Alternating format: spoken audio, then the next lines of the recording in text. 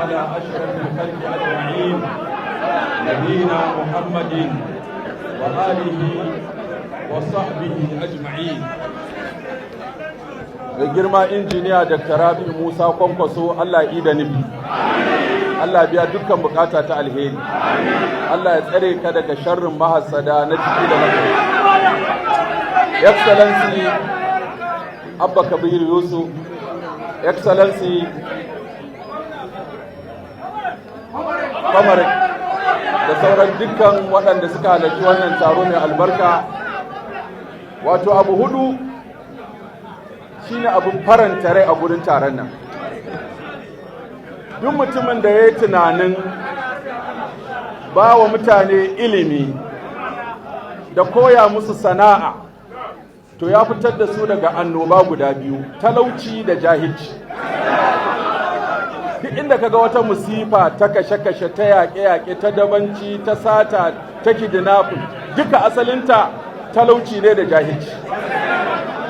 Mutum bai san kansa ba, bai san al'ummarsa ba, bai san addininsa ba, bai san me zai ba, so da haka sai ya shiga wannan mummunan hanya. Sannan duk mutumin da ba shi da sana'a, ba shi da aikin yi, to dole ne ya shiga cikin wannan musifa.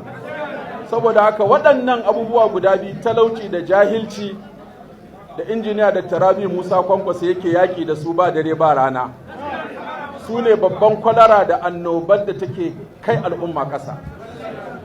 Saboda haka muna godiya da wannan tunani da aka yi na farko na ɗaukan matasanmu a kai su inda za su koyo ilimi na sana'a da kuma ilimi na addini domin duniya ta yi kyau, lahira ta yi kyau.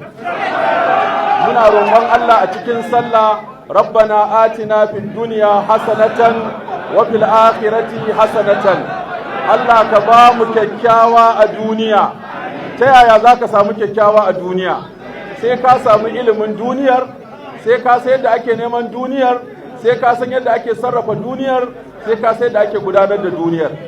Sannan ba za ka samu kyakkyawa a lahira ba, sai ka san Allah, sai ka bi shi.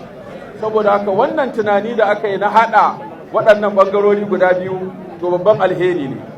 Sannan abu na uku, ku ɗaliban Arabiya da ɗaliban Islamic Studies waɗanda aka ce ku je ku koyo kimiyya ta Ƙur'ani da kimiyya ta shari'a da kuma kimiyya ta harshen Larabci, waɗannan abubuwa guda uku suna da mahimmanci a wannan ƙasa. Yanzu na ga ana sanarwa cewa ana neman ɗaliban da suke da digiri na 1 da na 2 a Arabic, saboda jakadu da aka tura ƙasashen Larabawa daga Najeriya suna buƙatar wanda za su dinga yi musu fassara tsakaninsu da Larabawa. Haka nan kuma yanzu na ji ofishin jakadanci na ƙasashen Larabawa da suke Najeriya su ma suna ta neman ɗalibai da suka ƙware a harshen Larabci, za su ɗauke su aiki domin su dinga yi musu fassara da tarjama a lokacin da za su yi mu'amala da waɗanda ba su ƙware a wannan yaren ba. Kun ga ashe kenan ƙasa tana buƙatar ku. Sannan wanda kuka karanta shari'a, ai rashin sanin addinin da yi masa kyakkyawar fahimta shi ya haifar mana da duk rikicin da na Boko Haram. Duk wannan kashe-kashen rashin karanta addinin ne da yi masa gurguwar fahimta. To idan aka samu ɗalibai wanda suka je tushen abin, Sudan an shekara sama da 1000 ana ba da shari'a, ana koyar da shari'ar musulunci da Qur'ani. Madina haka, Sudan haka, Morocco haka da sauran ƙasashe. So da haka za ku koyo kimiyyan nan ta addini ne domin ku zo ku taimaka al'ummanku wajen a samu kyakkyawar karantarwa da kyakkyawan fahimta don a fitar da mutane daga halin da suke ciki. Sannan kuma wasu daga cikinku suna iya shiga alƙalai.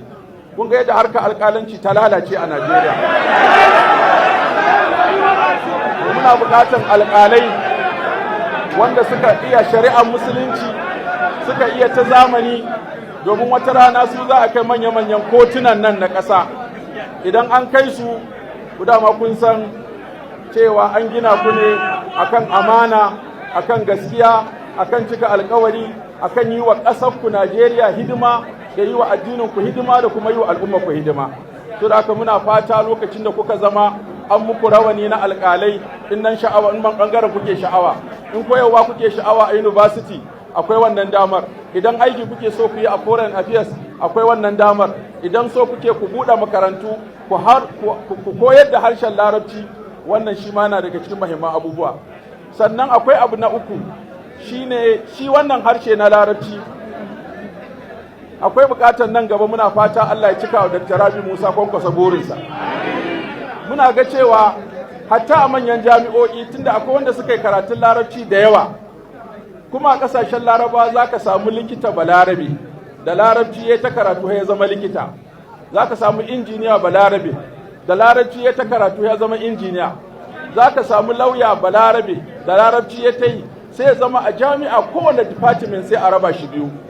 Idan ɗalibi ya zo sai a ce kana so ka zama injiniya, da larabci kake so kai ko da turanci.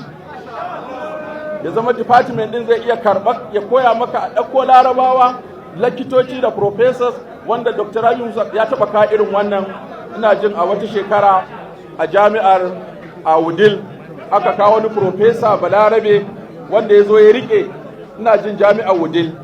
To kun ga ashe kenan za ka iya karatun zamanin ma da harshen larabci. To da kan an samu dama, wannan shi ma dama ne na a ƙara wannan. Sannan abu na ƙarshe, muna yi muku nasiha ɗalibai, wannan dama da kuka samu, kun ga iyayenku yanzu ga wani babarsa ta zo ta yi jawabi na godiya, ta ji daɗi an ɗauki ɗanta za a kai shi ya je ya ƙara karatu, ya ƙara daraja, ya ƙara mutunci, ya zo ya taimaka mata, ya taimaka wa jiharsa, ya taimaka wa ƙasarsa, ya taimaka al'ummansa. Wannan kun ga babansa ma kasa magana ya fashe da kuka saboda an faranta masa rai, abinda watakila sai ka sai da gonarka. Dr. Rabi Musa Kwankwaso ya sai da kasa, watakila sai ka sai da gidanka. Kuma abin farin ciki a wannan lamari, inda a ce a cikin gwamnati ne da kudin gwamnati ne, sai ka ce kawai abinda Dr. Rabi Musa Kwankwaso ya abu biyu ne, amincewa da sa hannu. To ba gwamnati, ba gwamnati a sama, ba gwamnati a ƙasa.